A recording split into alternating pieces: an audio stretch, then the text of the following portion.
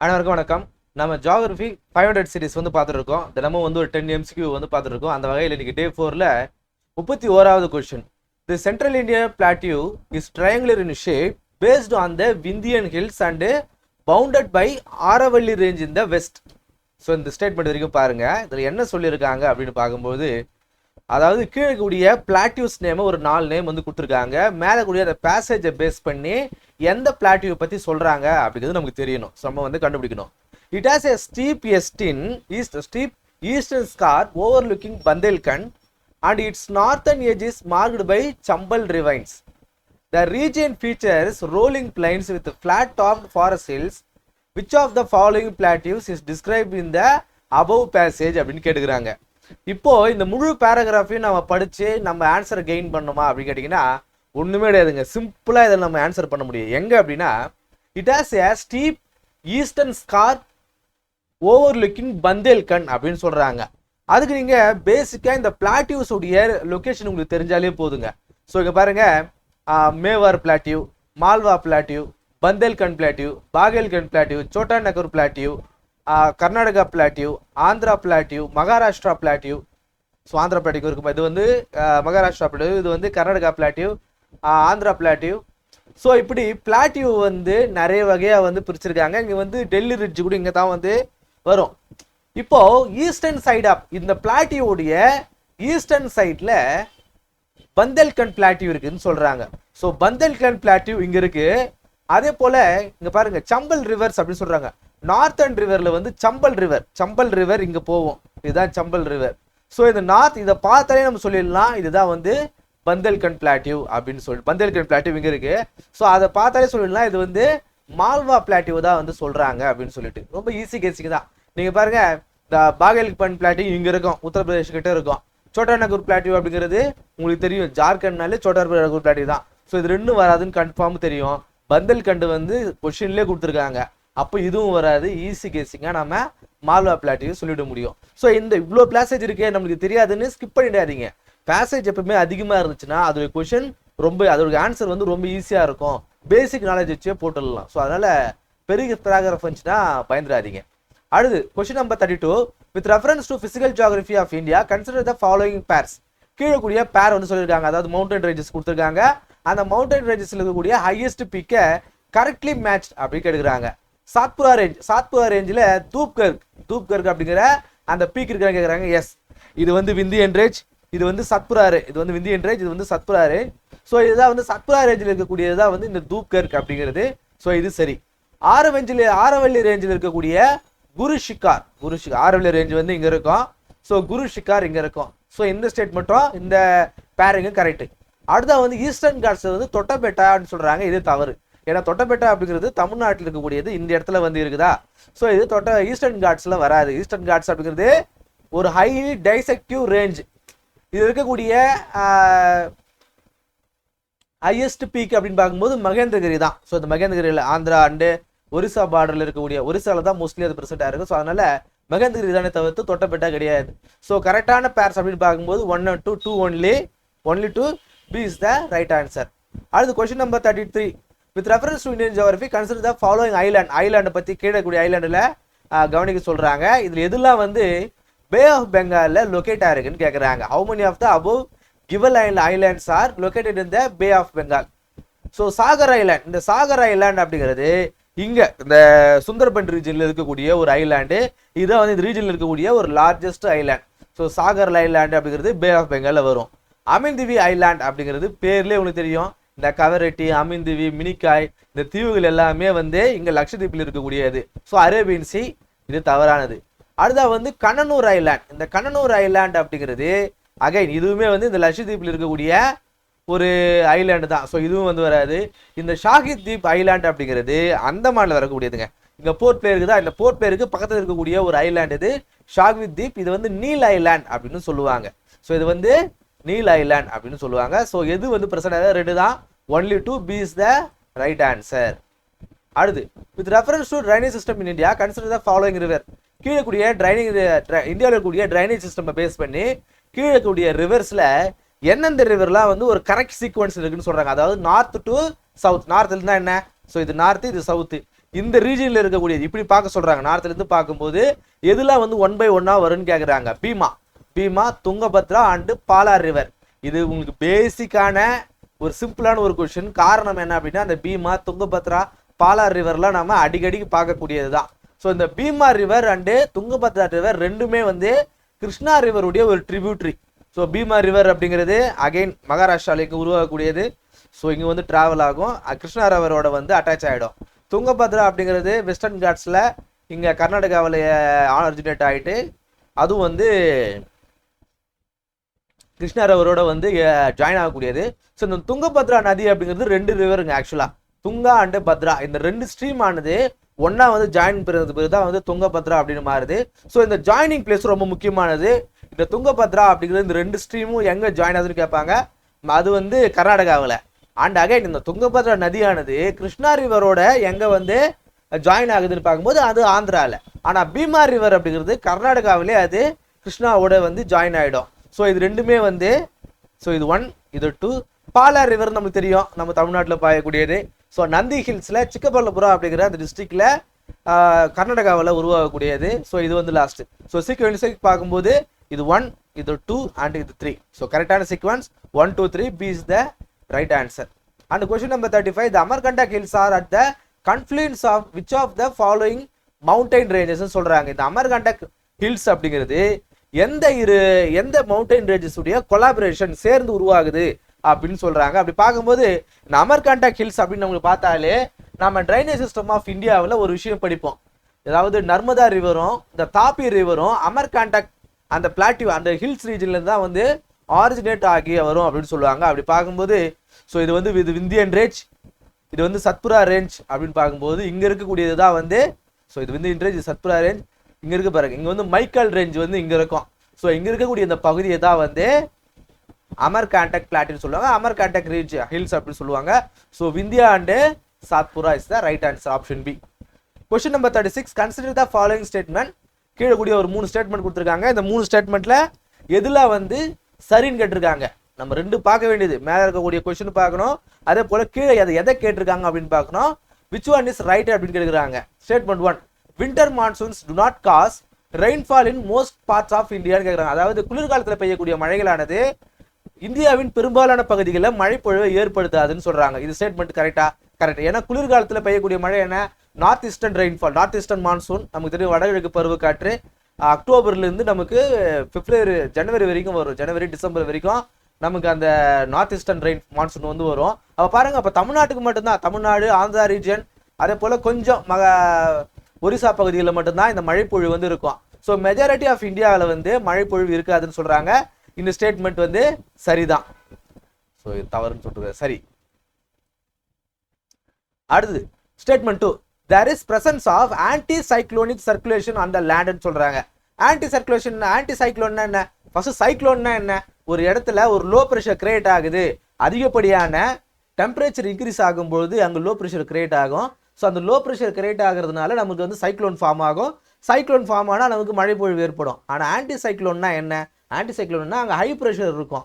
நமக்கு லேண்டில் வந்து ஹை ப்ரெஷர் உருவானா கண்டிப்பாக அங்கே சைக்ளோன் உருவாகாது. ஏன் அங்கே ஹை ப்ரெஷர் வந்து உருவாகுது? நமக்கு தெரியும் எங்கே, அதாவது நம்ம பார்த்துருப்போம் டெம்பரேச்சரும் இந்த ப்ரெஷரும் வந்து இன்வெர்ஸ்லி ப்ரொபோர்ஷனல் அப்படின்னு சொல்லுவாங்க. அதாவது டெம்பரேச்சர் அதிகமாக இருந்துச்சுன்னா அங்கே ப்ரெஷர் வந்து குறைவாக இருக்கும், டெம்பரேச்சர் வந்து குறைவாக இருந்துச்சுன்னா அங்கே ப்ரெஷர் வந்து அதிகமாக இருக்கும். ஸோ லேண்ட் இந்தியா முழுக்கவே அப்போ குளிர்காலம் அப்படிங்கிறதுனால ப்ரெஷர் வந்து ஹையாக இருக்கும். ஸோ அந்த இடத்துல வந்து எந்த ஒரு லோ ப்ரெஷரும் கிரியேட் ஆகாது. ஸோ ஒரு ஆன்டி சைக்ளோனிக் ரீஜியனாக வந்து இருக்கும். ஸோ இதுவும் வந்து சரியானது. 3வது ஸ்டேட்மெண்ட் சொல்கிறாங்க, north eastern trade winds have little ஹியூமிடிட்டின்னு சொல்கிறாங்க. லிட்டில் ஹியூமிடிட்டி, ஏன் அது லிட்டில் ஹியூமிடிட்டின்னு சொல்கிறாங்க?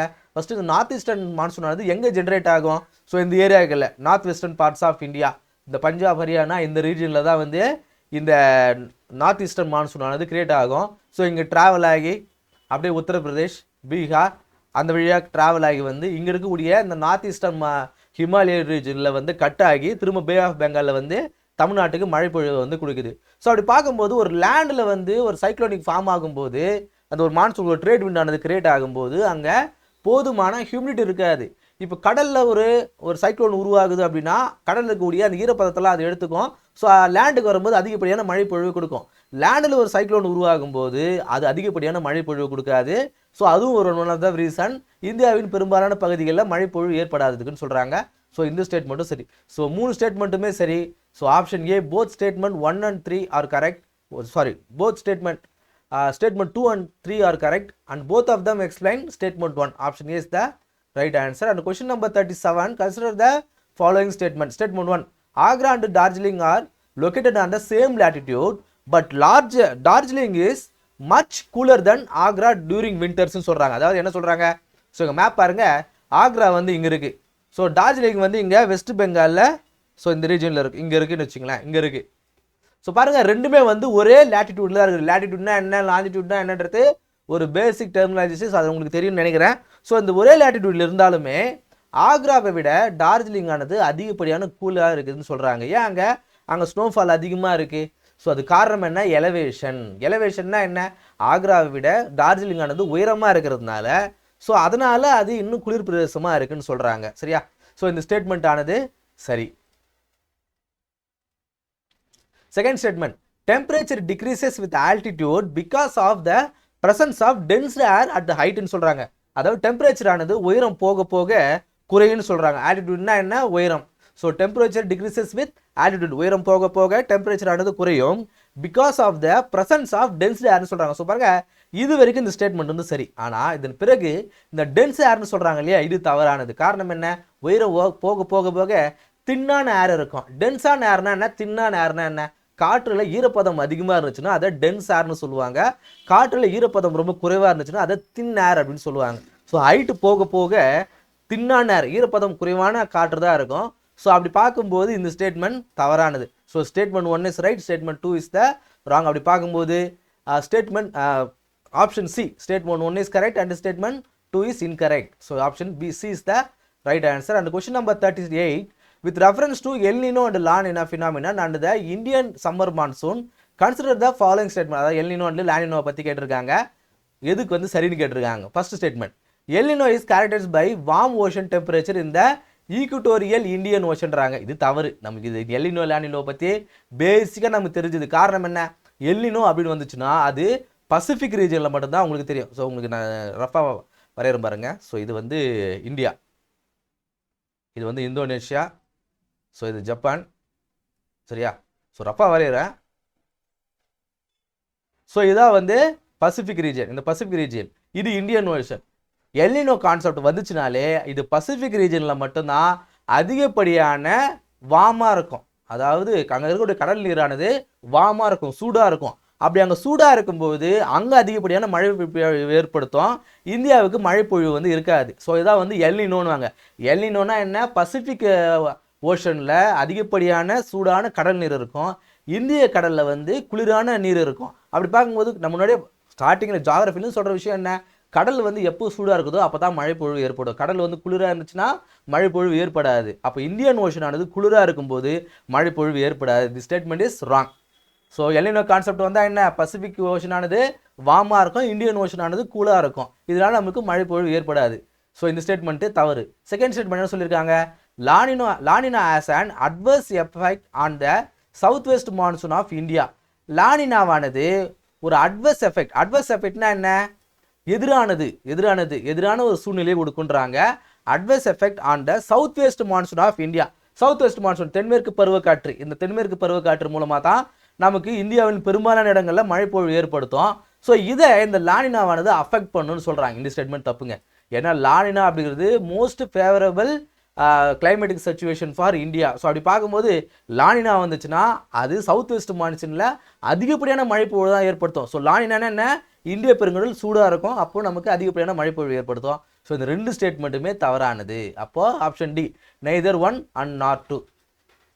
Question number 39, with reference to Indian climate, which of the following are reasons for excessive cold in the North India during winter? அதாவது என்ன சொல்கிறாங்க? Winter சீசனில் இந்த நார்த் இந்தியாவானது அதிகப்படியான குளிரில் இருக்கும். நம்ம பார்த்துருப்போம். டெல்லி ஒரு அடிக்கடிக்கு இந்த டிசம்பர் டைமு, ஜனவரி டைம்லாம் வந்து இப்போ ரீசெண்டாக நியூஸில் பார்த்துருப்பீங்க, டெல்லியானது கடுமையான பனிப்பொழிவு சந்திச்சுன்னு சொல்லுவாங்க. ஸோ இதுக்கெல்லாம் காரணம் என்ன அப்படின்னு கேட்குறாங்க. ஒரு 4 ஸ்டேட்மெண்ட் கொடுத்துருக்காங்க. இதெல்லாம் எது சரி அப்படின்னு சொல்கிறாங்க. கீழே கூடிய ஆன்சர்ஸில் எது வந்து சரியானது அப்படின்னு கேட்குறாங்க. Statement 1, continental climate due to distance from the சீன்னு சொல்கிறாங்க. கரெக்டாக? இப்போ நீங்கள் பார்க்குறீங்க கான்டினென்டலை விட, கான்டினென்டானது இந்த ரீஜன் தான். ஸோ இந்த டெல்லிலாம் பாருங்கள், நார்த் இந்தியா இது முழுதுமே கடலை விட்டு ரொம்ப தூரமாக இருக்கிறதுனால, கடலை விட்டு ரொம்ப தூரமாக இருப்பதுனால இது அதிகப்படியான குளிரில் வந்து இருக்குன்னு சொல்கிறாங்க. கரெக்டாக? எப்பவுமே கடல் ஒட்டி இருக்கும்போது தான் டெம்பரேச்சர் வந்து மாறிட்டே இருக்கும். ஆனால் கடலை விட்டு ரொம்ப தூரமாக இருக்கிறதுனால அங்கே அதிகப்படியான குளிர் இருக்குன்னு சொல்கிறாங்க. கரெக்டாக? இந்த ஸ்டேட்மெண்ட் சரி. ஸ்னோஃபால் இந்த நியர்பை ஹிமாலயன் ரேஞ்சஸ். ஸோ இங்கெல்லாம் வந்து ஒரு இமயமலைகள் இருப்பதுனால, ஸோ அங்கே பனிப்பொழிவு ஏற்படுறதுனால இங்கே அதிகப்படியான குளிர் இருக்குன்னு சொல்கிறாங்க நார்த் இந்தியாவில். இந்த ஸ்டேட்மெண்ட்டும் சரி. Cold winds from Caspian and துர்க்மெனிஸ்தான்றாங்க. நம்ம பார்த்துருப்போம், இந்த அது பேர் மறந்து போச்சுங்களே, இந்த மெடிட்டரேனியன் ரீஜன்லேருந்து வரக்கூடிய ஒரு காற்று. ஸோ அந்த நார்த் வெஸ்டர் அது பேர் சரியாக ஞாபகம் வரலங்க, நம்ம ஆல்ரெடி அது கிளாஸ் கூட எடுத்துருப்போம். ஸோ அந்த பேர் என்ன காற்றுன்னு சொல்லுவோம், மெடிட்டரேனியன் ரீஜன்லேருந்து வீசக்கூடிய ஒரு காற்று அது. ஸோ அந்த காற்றானது இங்கேருந்து வீசுவதனால, ஸோ வின்டர் டைம்லேயும் வந்து நம்ம பார்த்துருப்போம், இந்த ராபி கார்ப்னு சொல்லிட்டு, ராபி கார்ப்பானது வீட்டுக்கு வந்து ரொம்ப கோதுமை பயிரிடுறதுக்கு ரொம்ப யூஸ்ஃபுல்லான ஒரு காற்று அது. ஸோ அந்த காற்றானது மெடிட்டரேனியன் சீலேருந்து வீசக்கூடியது. அது காஸ்பியன் சீலேருந்து கொஞ்சம் அங்கே இருக்கக்கூடிய நீர்ப்பதத்தை எடுத்துகிட்டு நேராக வந்து இந்த பஞ்சாப், ஹரியானா அண்டு உத்தரப்பிரதேஷ் ரீஜனில் வந்து மழைப்பொழிவு கொடுக்கும். அந்த மழைப்பொழிவானது வின்டர் டைமில் வந்து இருக்கும். அதாவது டிசம்பர் அண்டு ஜனவரியில் அங்கே மழைப்பொழிவு கொடுக்கறதுனால நார்த் இந்தியா முழுக்க இந்த கோதுமை சாகுபடியானது அதிகமாக நடக்கும். ஸோ இதனாலையும், ஸோ அப்படி அந்த காற்றானது அங்கே வீசும் பொழுது அதனால் என்ன ஆகும் அப்படின்னா அந்த இடத்துல பனிப்பொழிவு ஏற்படும். ஸோ அதுவானது இன்னும் கூடுதல் ஒரு குளிரை வந்து அந்த இடத்துல கொடுக்குதுன்றாங்க. இந்த ஸ்டேட்மெண்ட்டும் சரியானது. So last statement, sudden shift in intertropical convergence zone to the northern latitude. இது தவறுங்க. இது கரெக்ட், இந்த ஸ்டேட்மெண்ட் கரெக்ட் தான். இன்டர்ட்ராபிக்கல் கன்வர்ஜென்ஸ் ஜோன்ஸ்னா என்ன, நம்ம பார்த்துருப்போம் பூமத்திய ரேகை, அதாவது பூமியை வந்து சரிசமமாக பிரிப்போம் இல்லையா. ஸோ அந்த ரேகையானது இந்த வின்டர் சீசனில் சவுத்து நோக்கி தான் போகுமே தவிர்த்து நார்த்து நோக்கி போகாது. இந்த பூமத்திய ரேகையானது எங்கே இருக்கோ அங்கே தான் வந்து சம்மர் அதிகமாக இருக்கும். ஸோ வின்டர் சீசனில் அது கீழே நோக்கி போகும், ஆஸ்திரேலியாவை நோக்கி போகும், சதர்ன் சைடில் போகிறதுனால போகுமே தவிர்த்து நார்த் சைடில் போகாது. ஸோ இந்த ஸ்டேட்மெண்ட் தவறானது. ஸோ எதில் வந்து சரின்னு கேட்டிருக்காங்க, 1 2 3 option B is the right answer. Question number 40, கடைசி question. With reference to local storms during the hot weather season in India consider the following pairs. என்ன சொல்கிறாங்க, லோக்கல் வின், அதாவது லோக்கலில் வீசக்கூடிய சில காற்றுகள். நம்ம மேலே பார்த்துருப்போம் பிளானட்டரி வின்ஸ்னு முதல்ல பார்த்துருப்போம். பிளானட்டரி வின்ஸ்னால் என்ன, இந்த ட்ரேட் வின்ஸ் சொல்லுவாங்க, ஈஸ்டர்லீஸ், வெஸ்டர்லீஸ், இதெல்லாம் வந்து பிளானட்டரி வின்ஸ். இந்த லோக்கல் வின்ஸ்னால் என்ன, ஒரு குறிப்பிட்ட பகுதியில் மட்டும் வீசக்கூடிய காற்றுகளை லோக்கல் ஸ்டார்ம்னு சொல்லுவாங்க. ஸோ அந்த லோக்கல் ஸ்டார்ம்ஸ் கொடுத்துருக்காங்க. அதே போல் அந்த ரீஜனையும் வந்து கொடுத்துருக்காங்க. 1 by 1 பார்ப்போமா, இதில் வந்து கரெக்டாக மேட்ச் ஆகிருக்குன்னு சொல்கிறாங்க. மேங்கோ ஷவர், இந்த மேங்கோ ஷவர் அப்படிங்கிறது எங்கே வீசக்கூடியது, இந்த மேங்கோ ஷவர் ஆனது கேரளா அண்டு கர்நாடகாவில் வீசக்கூடியது. மேங்கோ ஷவர்னா என்ன, பேர்ல இருக்குது பாருங்க. இது பெரும்பாலும் வந்து மார்ச் அண்ட் ஏப்ரலில் வீசக்கூடிய ஒரு காற்று கேரளா அண்டு கர்நாடகா பகுதியில் வீசும். அதாவது மாம்பழமானது அந்த பழுக்கக்கூடிய ஸ்டேஜில் வரும்போது இந்த காற்று வந்து வீசும். ஸோ அந்த காற்று வீசுறதுனால அது வரைக்கும் காயாக இருக்கக்கூடிய அந்த மாங்காயானது மாம்பழமாக வந்து மாறும். ஸோ நீங்கள் பார்த்துருப்பீங்க, இப்போது இந்த ஏப்ரல் மே சீசன்லலாம் நம்ம ஊரில் நிறைய பனைமரம்லாம் இருக்குது இல்லையா. ஸோ அந்த பனைமரம் எல்லாமே வந்து அந்த நுங்குலாம் வந்து இருக்கும். அந்த டைமில் ப்ரீபோண்டா இந்த சவுத் வெஸ்ட் மான்சூன் வந்து மழை வரும்போது அது வரைக்கும் நல்ல நுங்காக இருந்தது, அது பிறகு வந்து முத்தி போக ஆரம்பிச்சிடும். ஸோ அந்த காற்றானது அந்த பனைமரத்தில் கூட அந்த நுங்கு எல்லாமே வந்து இறுகு போக ஆரம்பிச்சிடும். அதே போல் இந்த மேங்கோ ஷவர் ஆனது இந்த கேரளா அண்டு கோஸ்டல் ரீஜனில், அந்த கேரளா அண்டு கர்நாடகா ரீஜனில் வீசும்பொழுது அது வரைக்கும் மாங்காயாக இருக்கக்கூடியது மாம்பழம் வரும். இது வந்து மேங்கோ ஷவர்னு சொல்லுவாங்க. ஸோ ஃபர்ஸ்ட் ஒன்று வந்து சரியானது. பிளாசம் ஷவர், இந்த பிளாசம் ஷவர் அப்படிங்கிறது காஃபி ரீஜனோட சம்மந்தப்பட்டது. காஃபி எங்கெங்கெல்லாம் வந்து பயிரிடப்படும், நம்ம பார்த்துருப்போம். இந்தியாவிலேயே அதிகப்படியான காஃபி வந்து எங்கே வந்து பயிரிடப்படுதுன்னா கர்நாடகா ரீஜனில் தான் அதிகப்படியான காஃபி பயிரிடப்படுது. ஸோ இங்கே பெங்கால் அசாம்னு சொல்லியிருக்காங்க, இது தவறு. அது பிறகு வந்து நார்வெஸ்டர், இந்த நார்வெஸ்டர் அப்படிங்கிறது வெஸ்ட் பெங்கால் அண்டு அஸ்ஸாமில் வீசக்கூடிய ஒரு காற்று. ஸோ இந்த காற்றானது எதுக்கு ஃபேவரபிள் அப்படின்னா ரைஸ் கல்டிவேஷன், ஜூட்டு, அதன் பிறகு வீட் கல்டிவேஷன். ஸோ இதுக்கெல்லாம் வந்து ஃபேவரபிளான ஒரு காற்று அது. ஸோ இது வந்து காஃபி க்ரோயிங் ரீஜன் சொல்கிறாங்க, இதே தவறு. ஸோ இது வந்து மாற்றி கொடுத்துருக்காங்க, சரியா. ஸோ இது வந்து தவறு. லாஸ்ட் ஆப்ஷன் லூ ஈஸ்டர்ன் அப்படிங்கிறது ராஜஸ்தான், பஞ்சாப், ஹரியானா அண்டு உத்தரப்பிரதேசில் வீசக்கூடிய காற்று. இந்த லூ விண்டுனா என்ன, இந்த லூ விண்டானது ஸோ இங்கே இப்படி வீசக்கூடிய ஒரு காற்று அது. இது வந்து காண்டினென்டல், அதாவது லேண்ட்லேருந்து வீசக்கூடிய ஒரு காற்று அப்படிங்கிறதுனால ரொம்ப வந்து ட்ரையாக இருக்கும். ஸோ அதில் ஈரப்பதம் இருக்காது. தார் டிசர்ட்லேருந்து அது வீசக்கூடியதுனால ரொம்ப ஹாட்டாக இருக்கும். ஒரு ஹாட் அண்ட் ட்ரை விண்டு தான் வந்து லூ அப்படிங்கிறது ராஜஸ்தான், பஞ்சாப் அண்ட் ஹரியானா அண்ட் உத்தரப்பிரதேசத்தில் வீசக்கூடிய ஒரு காற்று. ஸோ அதே போல் இங்கே மேலே பாருங்க, இந்த நார்வெஸ்டர் அப்படிங்கிறது என்ன அப்படின்னா ஒரு தண்டர் ஸ்டாமிங் விண்ட் அப்படின்னு சொல்லுவாங்க. தண்டர் ஸ்டாமிங்னா என்ன? அதிகப்படியான வெயில் இருக்கும்போது நம்ம பார்த்துருப்போம். இப்போ சம்மர் ஸ்டார்ட் ஆகிடுச்சு. இந்த இன்னும் கொஞ்ச நாள் போனதுக்கு பிறகு, இப்போது மே முடிஞ்சதுக்கு பிறகு அதிகப்படியான வெயில் வரும்பொழுது என்ன ஆகுனா ஒரு 2 மணிக்கு கரெக்டாக வந்து மழை பொழிவு ஏற்படுத்தும். இதை வந்து எப்போ அதிகப்படியமாக பார்க்கலாம் அப்படின்னா ஜூன் ஜூலைன்னு நம்ம பார்ப்போம். காலையிலேருந்து நிறைய வெயில் இருக்கும், மதியானம் ஒன்று கம்பல்சரி வந்து மழை பெய்ய ஆரம்பிக்கும். அது காரணம் என்ன? அதிகப்படியான வெயில் வந்துச்சு அப்படின்னா அப்போ அங்கே லோ ப்ரெஷர் கிரியேட் ஆகும். ஸோ அதன் மூலமாக கடும் இடியுடன் கூடிய மழையானது வர ஆரம்பிக்கும். ஸோ இந்த நார்வெஸ்டர் விண்டு அப்படிங்கிறது இந்த வெஸ்ட் பெங்கால் அண்ட் அசாம் ரீஜனில் ஈவினிங் டைம் ஒரு 3லேருந்து ஒரு 4 மணிக்கு அந்த டைமில் வந்து அந்த தண்டர் ஸ்டாமிங் ரெயின்ஃபால் வந்து அதாவது இடியோடு பெய்யக்கூடிய ஒரு மழையை வந்து கொடுக்கும். ஸோ அதனால் வந்து இது நார்வெஸ்டர். அதை வந்து கல் பைசாக்கி அப்படின்னு சொல்லுவாங்க அந்த ஏரியாக்களில், இந்த வெஸ்ட் பெங்கால் ரீஜனில் அதை கல் பைசாக்கி அப்படின்னு சொல்லுவாங்க. ஸோ இதில் வந்து சரி அப்படின்னு கேட்டிருக்காங்க. Option 1 and 4 is the right answer. So எதுன்னு கேட்டிருக்காங்க? Option A only 2. சரியா? ஸோ இந்த கிளாஸ் இல்லாமல் ஒரு 10 கொஷின் வந்து பார்த்துருக்கோம் ஜியாகிரஃபி ரிலேட்டடாக. ஒரு யூபிஎஸ்சி லெவலில் எந்தெந்த கொஷின் ரொம்ப முக்கியமானது, நீங்கள் இதன் மூலமாக வந்து இந்த நியூஆன்சஸான விஷயங்களையும் நீங்கள் தெரிஞ்சுருப்பீங்க அப்படின்னு நம்புகிறேன். ஸோ 40 கொஷின் நம்ம பார்த்துட்டோம். இன்னும் நம்ம போக வேண்டிய தூரங்கள் இன்னும் நிறைய இருக்குது. ஸோ இந்த கொஷின்ஸ் எல்லாமே நீங்கள் புத்தகத்தை எடுத்து ஒரு வாட்டி கோ த்ரூ பண்ணுங்கள். முக்கியமாக மேப் ஸ்டடி அப்படிங்கிறது ஜியாகிரஃபியில் ரொம்ப முக்கியமானது. ஸோ இந்தியன் மேப் எடுத்து வச்சுட்டு நான் சொன்ன எல்லா விஷயங்களையும் ஒரு வாட்டி கோ த்ரூ பண்ணுங்கள். அதே போல் மேப் பிரிண்ட் அவுட் எடுத்து அதை மார்க் பண்ணி ப்ராக்டிஸ் பண்ணுங்கள். சரிங்களா? ஸோ இந்த கிளாஸ் உங்களுக்கு யூஸ்ஃபுல்லாக இருக்குன்னு நினைக்கிறேன். அதில் சந்திப்போம். நன்றி.